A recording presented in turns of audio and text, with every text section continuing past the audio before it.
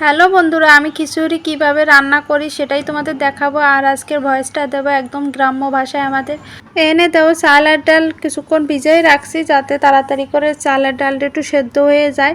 ভালোভাবে করে সেদ্ধ হয়ে গেলে আমি রান্না করতে সুবিধে হবে। আর এদিকে দেখো আমি কুমড়ো আর আলুও কাটিয়ে নিছি, কাটিয়ে নিয়ে ধুয়ে টুয়ে বাটিটার ভিতর রেখে দিলাম। তারপর মশলা নিতে হবে। কি কি মশলা নিয়েছি দেখো, চালের গুঁড়ো, হলুদ, লবণ, আর হচ্ছে হলো মরিচের গুঁড়ো, আর এনে জিরে নিয়েছি, 3টে কাঁচা মরিচ, শুকনো মরিচ নিয়েছি, আর একটা তেজপাতা নিয়েছি, আর একটা পেঁয়াজ কাটছি।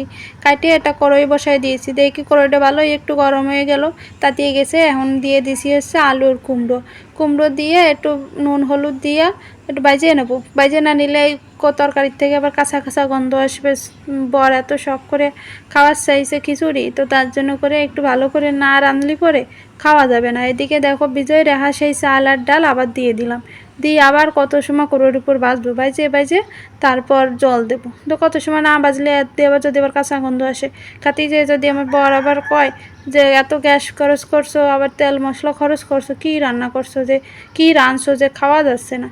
তো দেখো ভালো করে বাজিয়ে নিচ্ছি, উল্টো পাল্টায় যাই দেখলাম ভাজা হয়ে গেছে। তারপর গরম করছিলাম একটু জল, সেই জল দিয়ে দিলাম এখন কড়াইতে।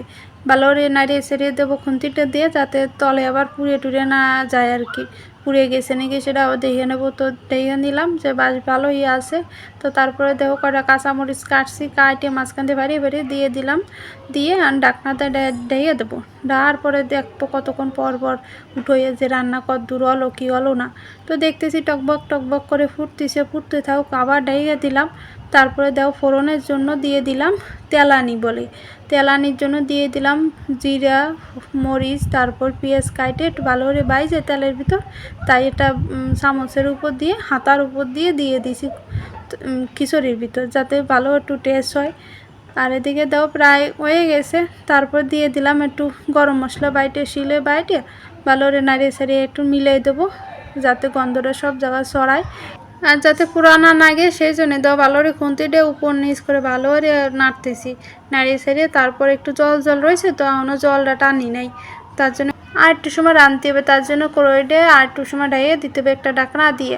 আর ওদিকে আগুনের তাপটাও একটু কমায় দেবো, একদম টিপু তাপে দেবো, যাতে ভালোভাবে রান্নাটা আমার হয়ে যায়। আর এদিকে বারবার করে একটু খুলে দেখতেছিলাম জল যে টানছে কি না, আবার লাগিয়ে ধরলো নাকি নিচে পুরা।